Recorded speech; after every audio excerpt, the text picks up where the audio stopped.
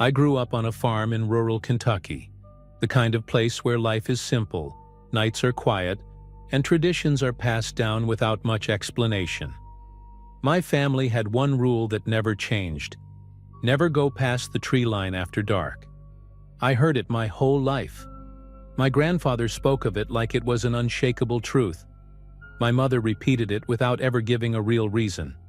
And my father just shook his head, as if there was no need to question it. But I was never good at following rules blindly. At 17, with that reckless confidence that comes with being young, I decided I didn't believe in superstitions. And so, on one October night, I made the dumbest decision of my life. The plan was simple: wait until everyone was asleep, grab my flashlight, and take a few steps into the woods. Just enough to prove there was nothing there but trees and darkness. Maybe even snap a picture of the nothing to rub it in my little brother's face, since he always got nervous just looking at the tree line. So when the kitchen clock hit 1:17 a.m., I slipped out the back door, feeling the cold night air and the damp scent of earth. The field around the house was bathed in moonlight, and I could see the tree line clearly, a dark, unmoving wall in the distance. My feet sank slightly into the dewy grass as I approached. My heart was pounding, but not from fear, from excitement. I stepped past the tree line without hesitation, feeling the air shift around me. It was like stepping into another world. The scent of the woods was heavier, almost suffocating, a mix of wet wood, decaying leaves, and something else I couldn't place. My flashlight cut through the darkness, illuminating twisted trunks and brittle branches that looked like reaching hands. I moved slowly, listening for anything beyond the sound of my own footsteps. But the silence was strange. No crickets, no rustling animals, just an absolute crushing stillness that seemed to press against my ears. I should have felt something. But the only thing I heard was my own breathing, growing louder with every second. Then, something moved. A faint sound, like leaves shifting underfoot. But there was no wind. I turned quickly, aiming my flashlight in the direction of the noise, but saw nothing but trees. I swallowed hard and let out a short laugh, trying to convince myself it was just my imagination. But when I turned back to head home, my stomach dropped. The clearing where I had entered was gone. The trees stretched endlessly in every direction, thick, suffocating. The farm, my house, my family, all of it had vanished behind a wall of trees that hadn't been there before. My first instinct was that I must have gotten turned around. I hadn't gone that far, right? I just needed to retrace my steps. But as I turned in circles, trying to find something familiar, I realized everything around me looked exactly the same. Twisted trees, exposed roots, dried out branches. The sinking feeling in my stomach grew worse. I aimed my flashlight at the ground, searching for my footprints in the soft dirt. But there was nothing, just scattered leaves, as if no one had walked there in a long, long time. That's when I noticed something else. I couldn't hear my own footsteps anymore. The sound of my movement felt muted, swallowed by the air itself. The flashlight flickered once, twice. The beam of light wavered as I clicked the button, trying to keep it on. And then, at the edge of its reach, I saw something between the trees. Figures, human-shaped silhouettes, standing motionless. My lungs locked up, and my body went rigid. I wanted to believe it was just shadows playing tricks on me, but as the flashlight flickered again, I could tell. They were real. Tall, thin, standing in the darkness, completely still, as if watching me. I couldn't make out faces or details, just warped shapes, like they were part of the forest itself. My throat was dry, and panic finally shoved my arrogance aside. My only thought was getting out. I spun on my heels and started moving fast, but the woods stretched further and further with each step. Every direction I turned, it felt like I was getting farther from where I needed to be. My chest rose and fell in rapid, panicked breaths, sweat running down my back, despite the biting cold. And then, a snap. Right behind me. The sound of a branch breaking under something heavy. I froze. I didn't want to turn around. I didn't want to see what was there. But the flashlight flickered again, and for just a second, I saw something too close. A face. Or at least, something that vaguely resembled one. Pale, featureless. No visible eyes, no mouth, no expression at all. Just a smooth surface, angled toward me as if studying me. My body reacted before my brain did. I ran. I ran without thinking, without looking back, without caring where I was going. I just knew I had to get away. Branches clawed at me. The darkness pressed in from all sides, and behind me, footsteps. Many of them, getting closer. My vision blurred from pure panic, and my legs moved faster than they ever had before. I had no idea where I was running. I just knew I had to get out. The flashlight was completely dead in my hand now, and the only thing guiding me was the faint moonlight barely breaking through the canopy above. The ground beneath me felt different, uneven, as if I were being pulled deeper into a place where nothing was solid, where the normal rules of the world no longer applied. And the footsteps behind me weren't slowing down. If anything, they were getting closer. Then my foot caught on an exposed root and I crashed forward. My shoulder hit the ground hard, knocking the wind out of me. But before I could even process the pain, I heard something right next to me. Breathing. Deep and uneven, like it was trying to mimic human breathing but didn't quite know how. My muscles locked up, but before I could move, a sound exploded through the forest. A sharp, deafening crack, like a tree splitting in half. And just like that, everything went silent. I lifted my head, my heart pounding so hard I thought I might pass out. The figures? Gone. The footsteps? Gone. Just the forest, still and endless. And then I noticed something else. The clearing was there, out of nowhere. Exactly where it should have been all along. I scrambled to my feet and bolted toward it, not looking back, not thinking. The moment I crossed the tree line, my legs nearly collapsed from sheer relief. The open field had never felt so safe. I sprinted straight to the house, locked every door behind me, and didn't sleep a second that night. My parents never woke up. To them, nothing had happened. But I knew I would never question that rule again. I never told anyone what happened that night. Never mentioned how the woods swallowed the path back.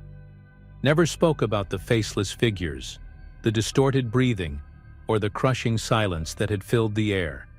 But since that night, when the sun goes down, I lock every door and keep my distance from the tree line. I grew up, moved away, built my own life.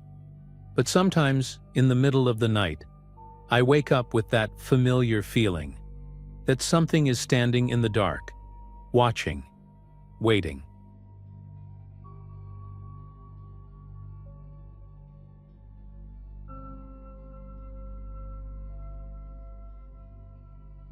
I always thought that living in an isolated place would bring peace. My husband, Mark, and I had spent years surrounded by the noise and chaos of the city. So when we found that old farmhouse miles away from the nearest town, it felt perfect. I worked remotely, and Mark traveled a lot for work, so it wasn't unusual for me to spend a few nights alone. The house was spacious, with an abandoned barn in the back and a vast open field behind it. At first I loved the silence, but that night the silence felt wrong. I had locked every door before going upstairs. It was cold, and the wind rattled the windows, but suddenly I started hearing something else. Something closer. A soft creak, like someone had stepped on the old wooden floorboards in the kitchen. My heart pounded, but I forced myself to laugh. The house was old. Wood expands and contracts with the temperature. The wind might have pushed a poorly latched door open. Still, when I went to the bathroom, I noticed something strange. The kitchen door, which I was sure I had closed, was slightly ajar. I tried to convince myself it was nothing, but the unsettling feeling of being watched wouldn't go away. Every shadow in the hallway felt darker than it should. I grabbed my phone and turned on the flashlight, scanning the rooms. Nothing. Everything was in place, the windows locked. I went back upstairs, locked my bedroom door and got into bed, trying to ignore the creeping unease. The wind kept howling outside, and after a while, exhaustion took over. I fell asleep, but my sleep was restless. I woke up a few hours later with a strange, icy feeling creeping up my spine. The room was dark, but something felt off. As my eyes adjusted to the dim light, I saw marks on the floor. Footprints, muddy footprints leading from the bedroom door to the side of my bed. I froze. I couldn't move, couldn't breathe, couldn't think.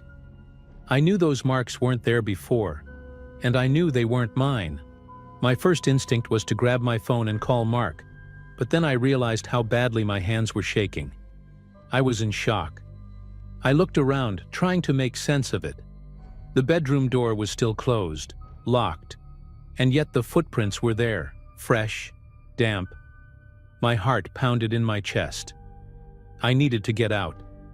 I unlocked the door carefully and crept toward the living room, trying not to make a sound. My plan was simple: grab the car keys and drive to the nearest motel. But when I reached the kitchen, something made me stop. The back door lock was unlatched. I was sure I had locked it before going upstairs. My fingers hovered over the latch, and a shiver ran down my spine as I noticed it was cold, like someone had just touched it. I called the police, my voice shaking as I explained what had happened. They said they'd send a unit, but I had to stay inside. I didn't want to stay a second longer in that house, but the fear of stepping outside and running into someone lurking in the dark was even worse. So I locked myself in the bathroom, sitting on the cold floor, waiting for the police to arrive. When they finally knocked on the door, I rushed to let them in, feeling a brief wave of relief. They searched the entire house. Nothing. No signs of forced entry, no footprints outside. One of the officers tried to reassure me, saying maybe I had left the door open without realizing it, or that the footprints could have been mine, spread unintentionally. I wanted to believe that, but I knew. I knew those marks were fresh, that their shape was different from mine. Still, I accepted what they said.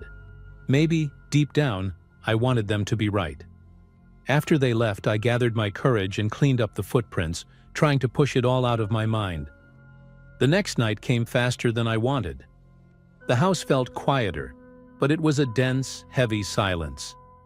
I avoided looking into dark corners and kept the bedside lamp on. When sleep finally took over, I almost convinced myself that everything had been a misunderstanding. But in the morning, when I woke up, I noticed something was terribly wrong. My phone, which I had left charging on the nightstand, was unlocked. The photo gallery was open.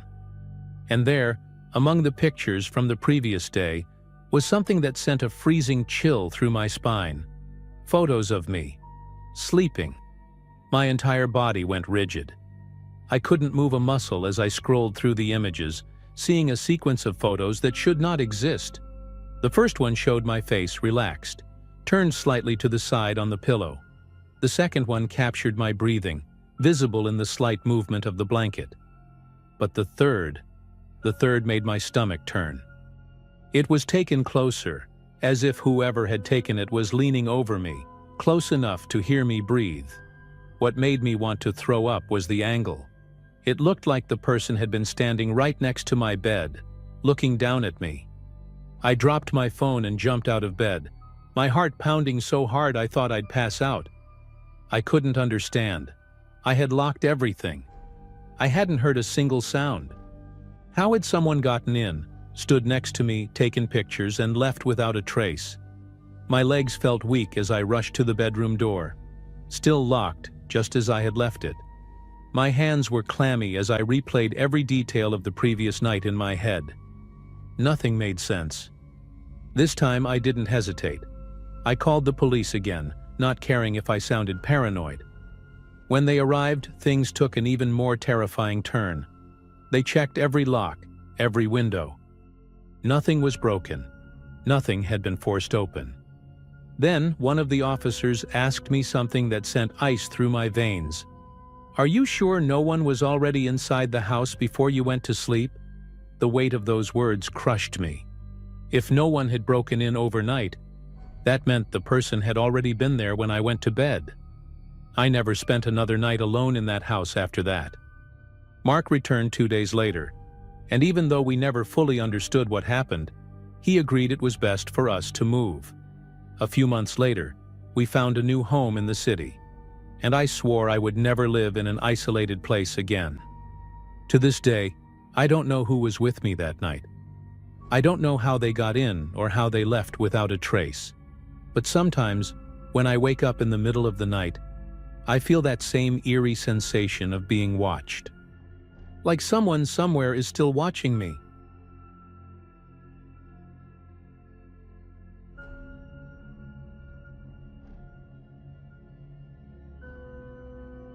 My grandfather was a man of habit. He woke up before sunrise, drank his black coffee, and spent hours sitting in his old rocking chair on the porch. When I was a kid, I'd sit by his feet and listen to his stories. Hard times, the land that had kept our family going for generations. When he passed away a little over a year ago, I inherited the property. Coming back after so long felt strange. Everything looked the same, yet different. The smell of old wood, the creaking floorboards. But what unsettled me the most was the chair. No one ever touched it.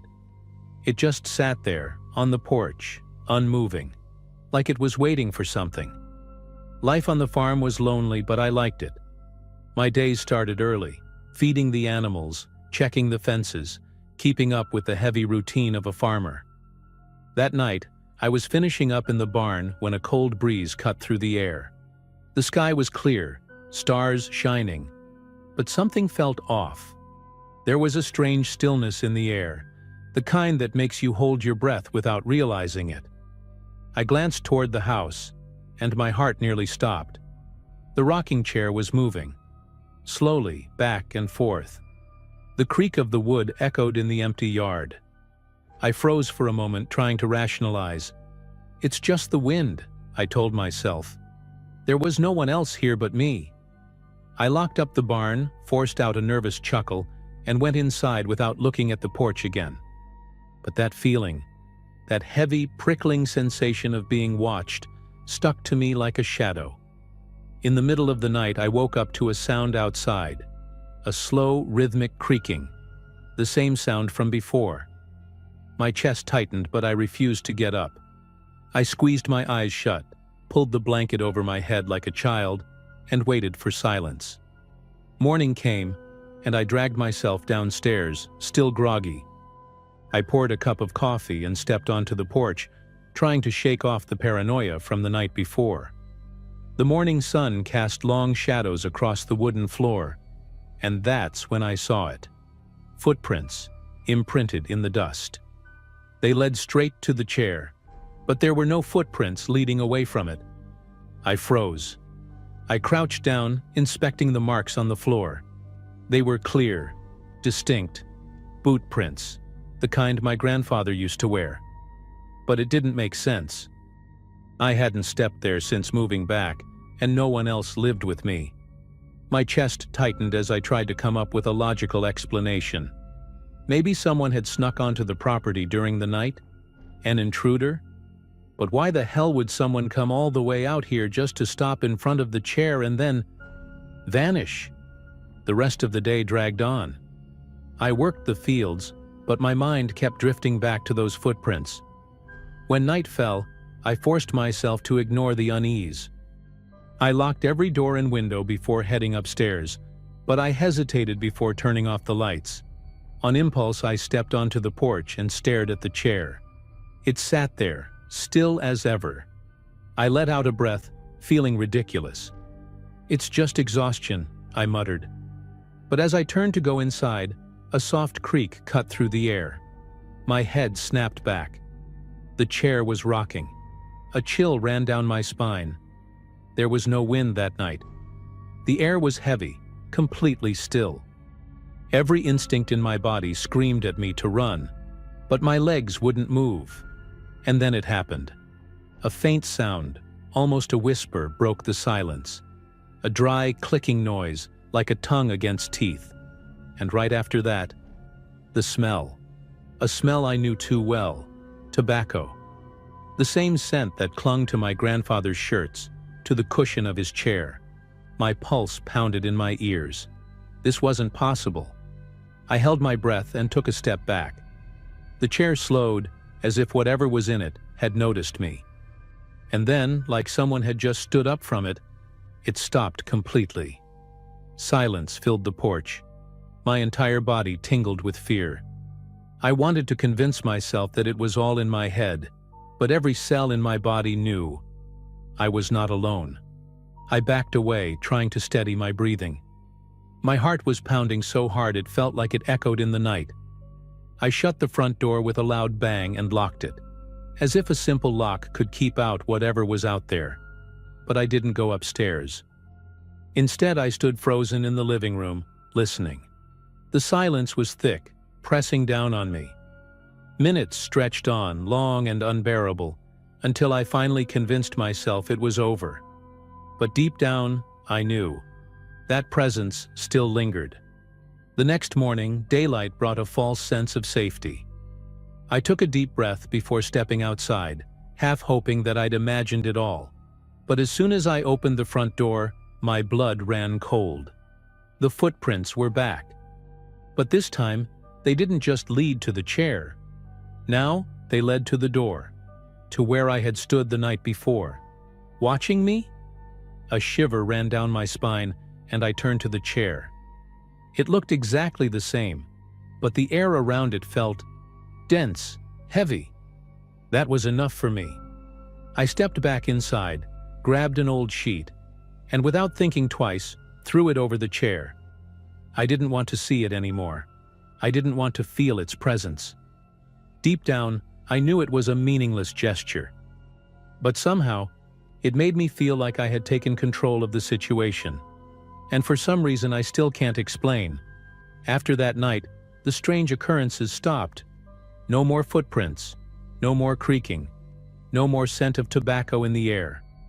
I never got rid of the chair. Not because I wanted to keep it, but because something inside me told me it was better to leave it alone. It's still there, on the porch, covered by the same sheet. And I've never touched it again. Never seen it rock again. But sometimes, in the dead of night, I swear I still hear that faint creaking, like something or someone is still sitting there.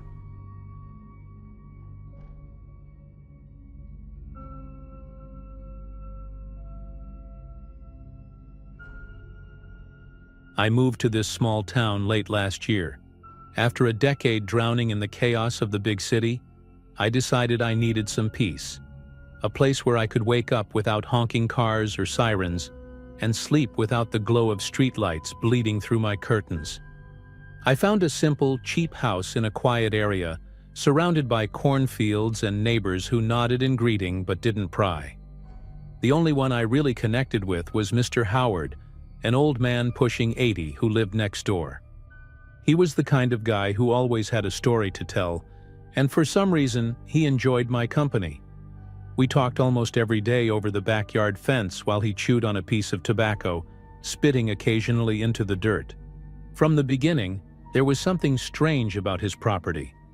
More specifically, about the old shed in the back.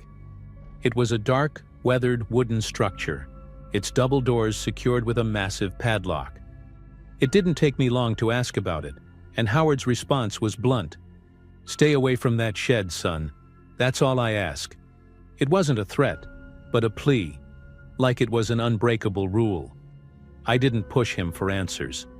But every time I passed by, I felt a shiver crawl up my spine, like the shed itself was watching me. Still, the curiosity never left me. For months, I wondered what the hell was inside. Old tools? A broken-down tractor? Just a bunch of rusty junk he kept for sentimental reasons? I never saw anyone go in or out, and Howard avoided that part of the yard like it was cursed. Then, one night in February, the opportunity came. Howard suffered a heart attack and was rushed to the hospital.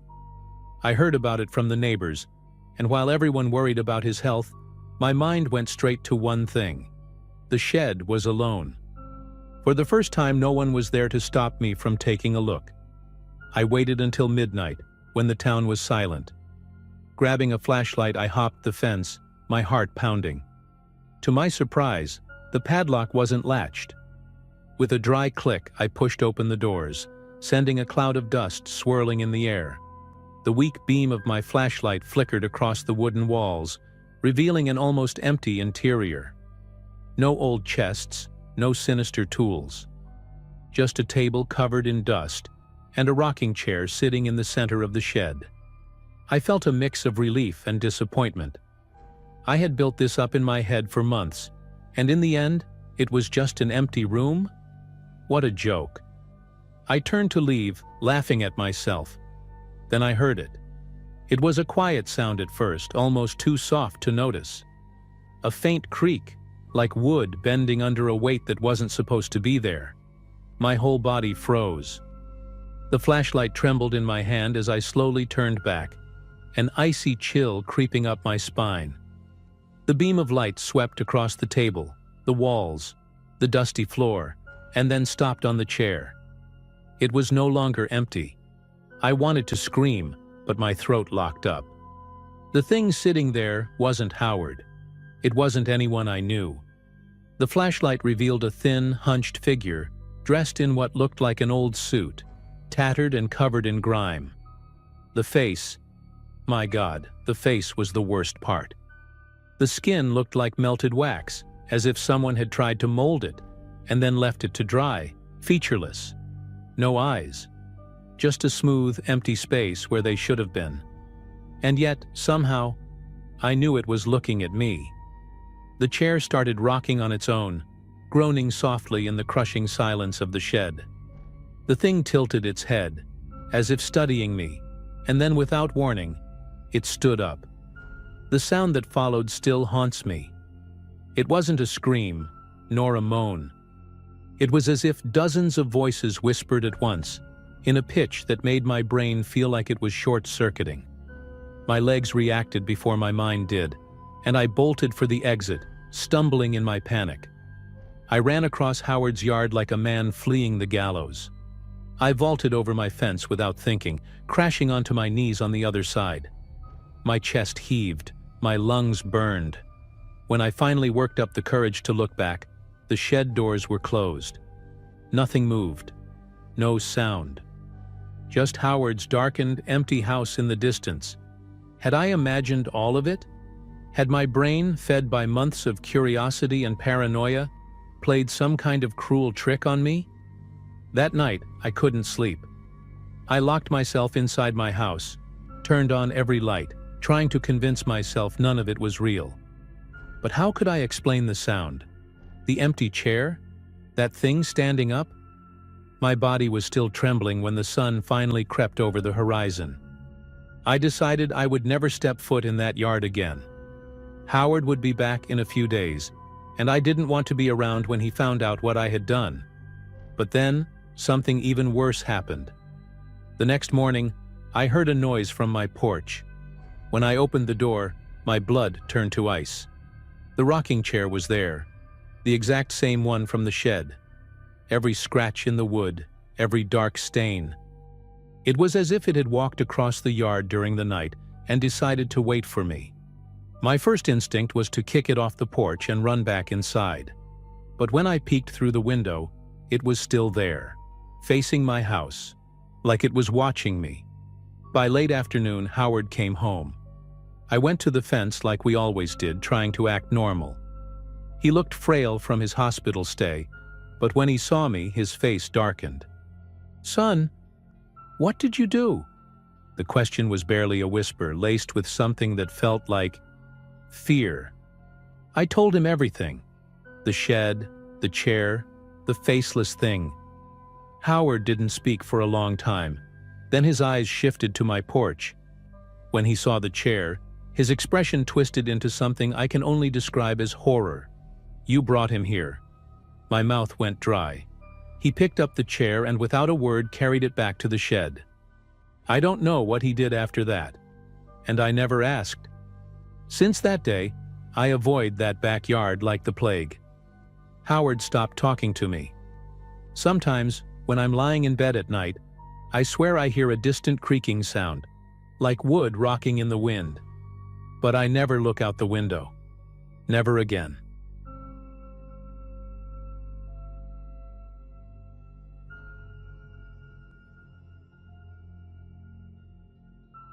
This happened to me and my wife Emily 3 years ago when we moved to a small farm in rural Missouri. The idea was to live a quieter life, away from the chaos of the city, surrounded only by open fields and the silence of the night. I worked remotely as a programmer, and Emily took care of the house and the vegetable garden we had started. Our house was nearly a mile from the main road, with no neighbors nearby, just an old wooden fence separating our property from an endless field. At first, the isolation felt freeing, but over time I learned that solitude can be terrifying too. It all started so innocently that we barely paid attention. One chilly October morning, Emily found muddy footprints on the front porch. They were large, scattered, as if something had walked across during the night. We figured it was probably a deer, or maybe a stray dog from a nearby farm. I cleaned up the mess and went on with my day. But the next morning, they were there again, and the next. Each morning, the footprints seemed to creep a little closer to the front door. We thought an animal had taken shelter nearby, so we checked outside at night, but we never saw anything, just the wind rustling through the fields and the distant sound of crickets.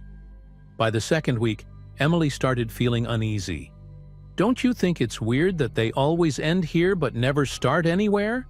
she asked, pointing at the tracks that stopped right at our doorstep. She was right. There were no footprints leading away, no signs of movement back toward the fields or the road. It was as if something just appeared on the porch and vanished. We tried everything to figure it out. We left food outside, thinking a stray dog might show up. Nothing. We put a bucket of water near the door, hoping to see if something would interact with it. Still nothing. Whatever was leaving those marks wasn't an ordinary animal. By the third week, we decided to install security cameras. I already had a few that I used to monitor the barn, so I positioned one facing the porch and another toward the open field in front of the house. I thought this would finally give us some answers. But instead, it only raised more questions. On the first night, we checked the footage and saw nothing, just an empty field, trees swaying in the wind. But the next night, we saw something that sent a chill down my spine. Standing in the middle of the field, yards away from the house, was a man. He wasn't moving. He was just there, motionless, staring at the house. The image was grainy, but I could tell he was tall and thin, dressed in dark clothes. The worst part was that, as we reviewed the footage, we realized he stood there for hours without taking a single step. No shifting, no visible movement. How could anyone stand still like that for so long? It was disturbing, but I tried to rationalize it. Maybe he was a lost hunter, or some local wandering through the area. Still, it was unsettling. The next morning, we went outside to check where he had been standing. But to our surprise, the grass was untouched. No footprints, no sign that anyone had ever been there. That night, I barely slept. Every time I closed my eyes, I pictured that man, standing there in the field, just watching. Emily was restless too. Around 3 in the morning, I woke up to her nudging my arm. "Listen," she whispered.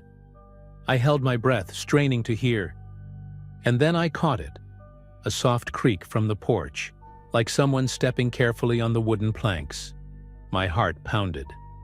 I grabbed my phone with shaking hands and opened the security app.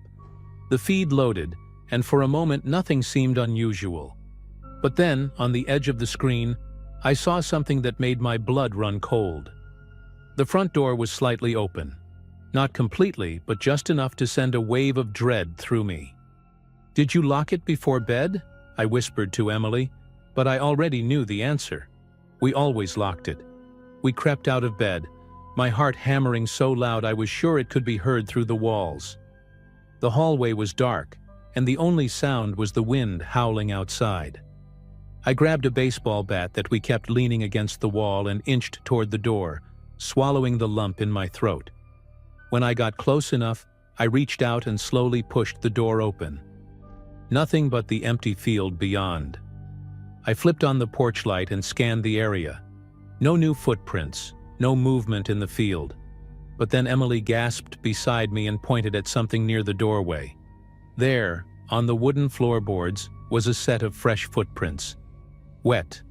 Not from mud, but something darker. Something that looked like blood. Panic gripped me. I crouched down to get a closer look, my mind scrambling for a rational explanation. Maybe it was from an injured animal? But the shape of the footprints was unmistakable. They were human. And worse, barefoot.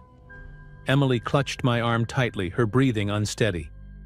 "We need to call the police," she whispered. I agreed without hesitation. I grabbed my phone and dialed, but as soon as I put it to my ear, the call dropped. No signal. I checked the screen, my stomach twisting when I saw the bars had completely vanished. It was as if something was interfering with the network. With no other choice, we decided that I would take the truck and drive into town for help. But when I opened the door to the truck, a chill ran down my spine. The hood was cold to the touch, but the windshield, it was covered in handprints. Long, thin streaks, as if someone had run their fingers across the glass over and over again. Emily saw them too, and let out a strangled gasp. I didn't think twice. I ran back inside, locked every door and window, and we barricaded ourselves in the bedroom. We didn't say a word. We just sat there, feeling the silence stretch around us, waiting for whatever it was to leave. When the sun came up, everything seemed normal. Except for one thing. We decided to check the security footage again, hoping that in the daylight, things would seem less terrifying. But when we played back the recording from the night before, we saw something we would never be able to explain. The man was there again, standing in the field, in the exact same spot. But this time, he moved. Slowly, almost imperceptibly, his head tilted, as if he was truly watching us. The footage showed that he stood there until just before dawn. But the most disturbing part was what happened at the end of the recording. At exactly 4:23 a.m., without warning, without any transition, he simply disappeared. One frame he was there. The next, he was gone. No movement, no shadow retreating. It was as if he had never been there at all. Emily slammed the laptop shut and looked at me, her face pale. "We need to leave." And I agreed. We packed the essentials and drove into town. We only returned with the police, who of course found nothing, no tracks, no new footprints, not even the handprints on the truck. But we had seen it. We knew what had happened. 2 days later, we returned to pack up our things and put the farm up for sale. Neither of us wanted to spend another night there. But before we left for good, I did one last thing. I borrowed a drone from a friend and decided to fly it over the property, just to make sure nothing strange was left behind. I sent it up high, capturing the entire field. At first everything looked normal, just dirt and grass like always. But then when I zoomed in on the footage, I saw something that made my chest tighten. There, in the exact spot where the man always stood, was a hole. A deep, dark hole, large enough for someone to fit inside. As if he had been there, buried beneath us the entire time. I wanted to investigate, but Emily begged me to leave. I didn't argue. I just drove away without looking back. We sold the property soon after, never mentioning what had happened. I don't know who bought it, and I never wanted to find out. I just hope they never check the security cameras. To this day, I still wonder what that man was. If he was even a man at all. What did he want? Why did he stand there for so long without coming closer? And the strangest part, How did he just disappear? Emily doesn't like to talk about it, and I try to forget. But some nights, when I wake up in the middle of the night, I feel that same eerie sensation from back then. That primal instinct that someone is outside, watching me. I always turn toward the window, hoping to see nothing. But part of me is terrified that one day, I'll look, and he'll be there.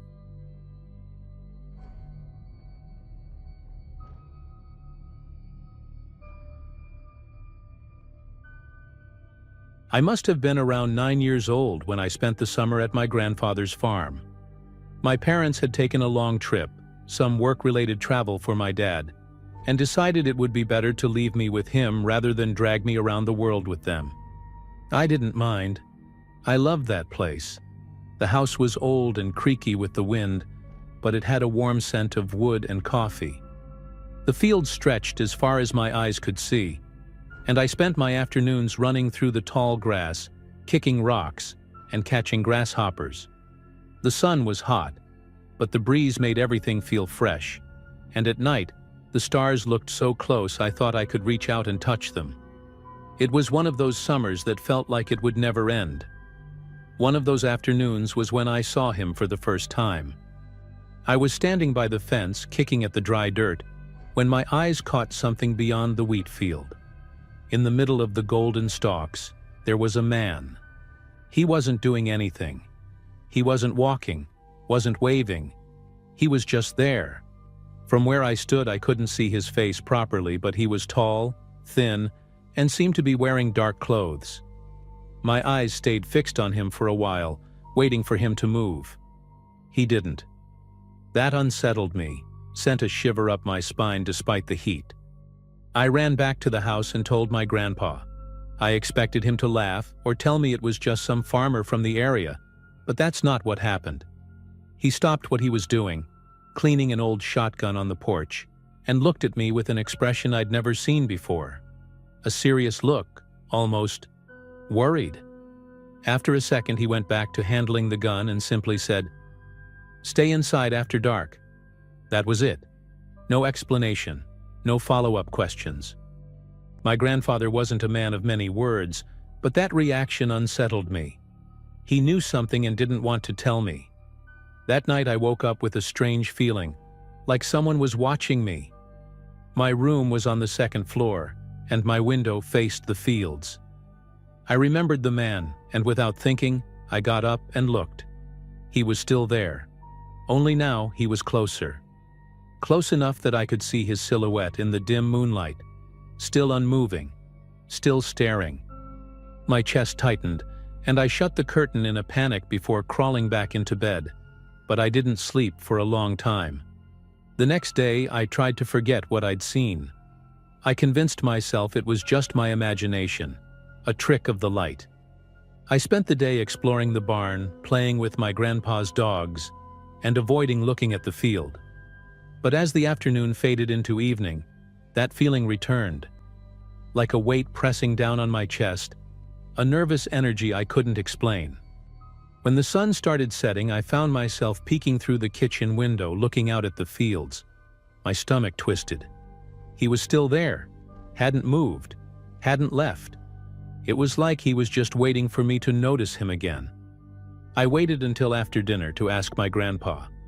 I chose my words carefully, trying not to sound scared. "Grandpa? That man in the field? Does he live nearby?" He didn't even look up from his plate. He just took a bite of bread and said, his voice calm but firm, "He was there before I was born." The silence that followed made my skin crawl. My grandpa wasn't the type to joke. If he said that, he meant it. I swallowed hard and didn't ask anything else. The thought that this man, or whatever he was, had been standing there for so long, unmoving, watching, made my stomach turn. I tried to go to bed early that night, but my body felt like it was on high alert. I tossed and turned until at some point I decided I had to check. I had to know if he was still there. My room was dark, but the moonlight seeped in through the curtains. I got up slowly, ignoring the shiver running down my spine. With shaky hands, I pulled the curtain back just a little. My heart stopped. He was there. But now, he was much closer. Standing just outside the fence. Staring. My chest tightened. My eyes burned. I wanted to scream, but something inside me told me I shouldn't. I yanked the curtain shut and backed away, heart hammering in my chest. I stumbled over the rug and fell backward onto the floor. My first instinct was to run to my grandpa's room, but something stopped me. A deep, irrational fear telling me that if I moved, if I made a single noise, he might do something. I stayed there, lying on the floor, trying to slow my breathing. After what felt like an eternity, I finally crawled back onto my bed, pulling the blanket over my head like it could protect me. I didn't look out the window again that night. The next morning I walked downstairs feeling drained, like I hadn't slept at all. My grandpa was already on the porch, drinking his coffee like nothing had happened. But I knew that he knew. I hesitated before sitting next to him, silent. We just listened to the wind rustling the trees. Then, without looking at me, he asked, "Is he still there?" My throat tightened. My grandpa never asked things for no reason. I nodded, even though he wasn't looking at me. He let out a slow sigh, tapped the bottom of his mug against the table, then finally said, "Best to leave him be." But how could I leave it alone? How could I ignore something that had been there every day, standing in the same spot just watching? Deep down, I wanted to believe it was my imagination. Maybe an old scarecrow, maybe just a strange shadow in the fields. But when night came, and I made the mistake of peeking through the curtains one last time, all my hopes disappeared. He was closer. Now, inside the fence. My breath caught, my hands shook. I wanted to run, to scream, but something inside me whispered that I shouldn't. I yanked the curtain shut and curled up in bed, trying to convince myself that if I ignored him, he wouldn't come any closer. That night was the worst of my life. Sleep came in short, restless bursts, filled with nightmares I couldn't separate from reality. More than once, I woke up thinking someone was in my room, but the darkness made it impossible to tell. When the sun finally rose, I ran outside, straight to the porch. The field was empty. No sign of the man, no footprints in the damp soil. I almost collapsed with relief. But my grandpa, seeing me there, just shook his head slowly, like he already knew. He always leaves before dawn. I never saw the man in the field again after that summer. But sometimes when I close my eyes before falling asleep, I still feel that presence. I still see that dark silhouette, standing in the tall grass, waiting.